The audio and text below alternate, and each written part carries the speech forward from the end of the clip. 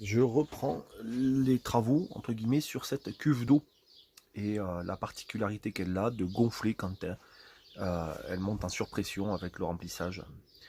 Donc je vais la vider. Donc je vais activer mon robinet pour vider l'eau. Et quand elle sera vide, je vais remettre les vents et tenter un petit trou sur la partie supérieure, histoire de voir ce qu'il en est quand on remplit fort, voir si elle gonfle toujours ou pas. Et si c'est bon, ben, j'aurai plus qu'à colmater le petit trou de l'évent ici et basculer mon tuyau sur l'autre trou. Donc voilà, le petit test du moment. Et on commence par vider la cuve. Ça va aussi me donner un ordre d'idée avec mon compteur de combien de litres ça représente.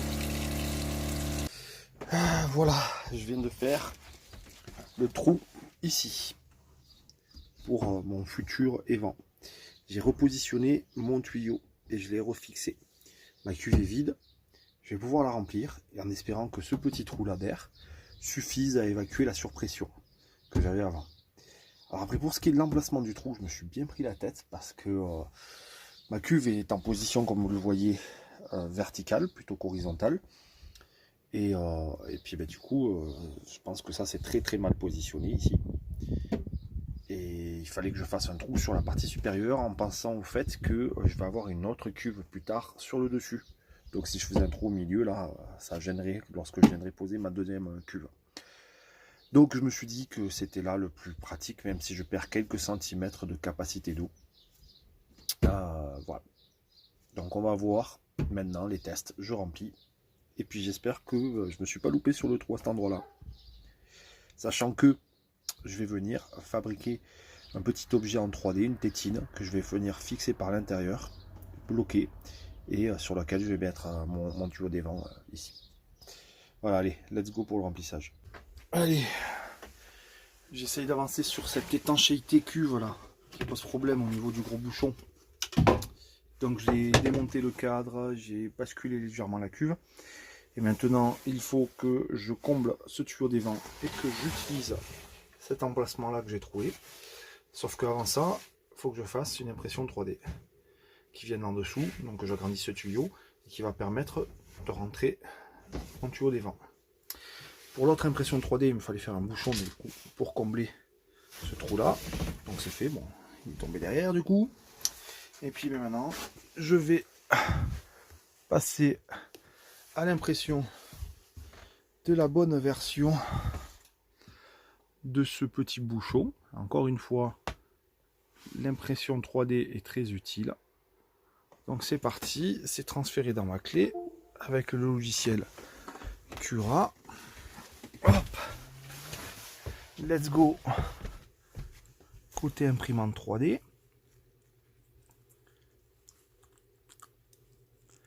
Voilà. Avec la carte SD dans laquelle je trouve mon fichier d'impression.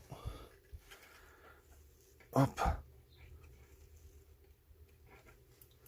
Elle est insérée, on va allumer tout ça.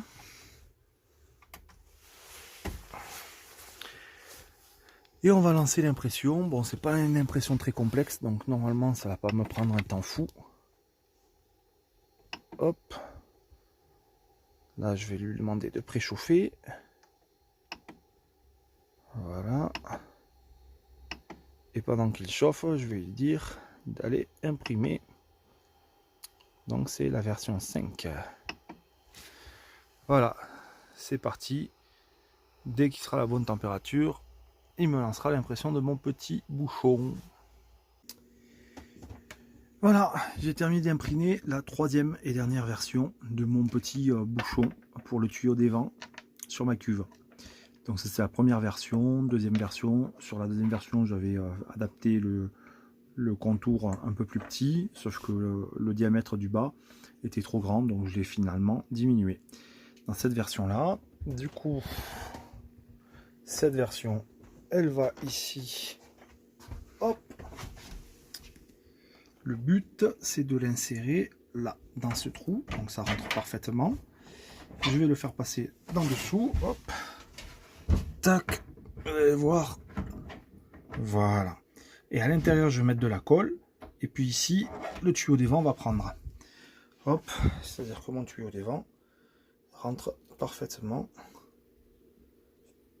Enfin, ça s'emboîte parfaitement. Ça s'emboîte même pile poil, à tel point que il faut forcer un petit peu. Donc bref, là, une main, j'y arrive pas très bien. Mais ça fonctionne. Donc j'ai plus qu'à coller ça à la cuve. Et après, je viendrai mettre mon tuyau des vents.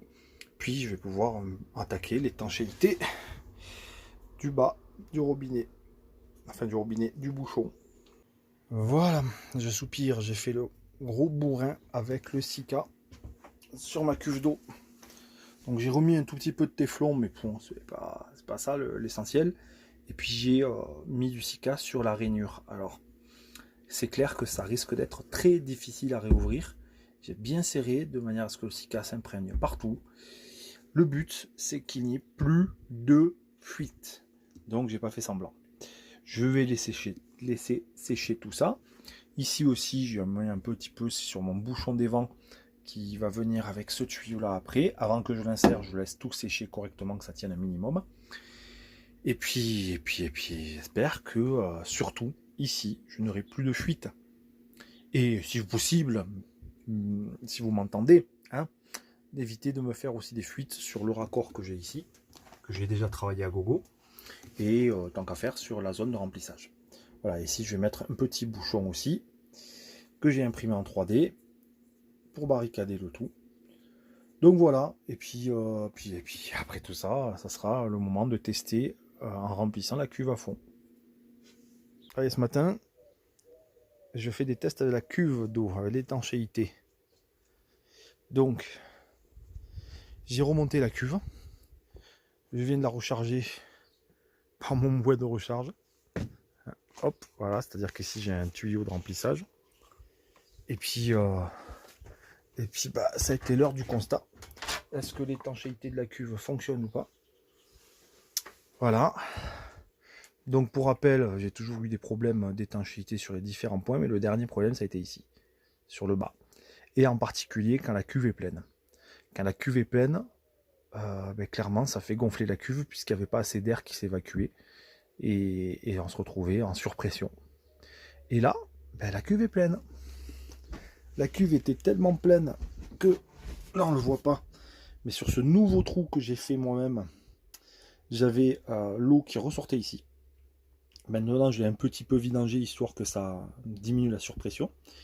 Mais j'ai quasiment plus d'infiltration. Alors, je dis quasiment plus parce que j'ai une toute petite trace d'humidité sous le bouchon.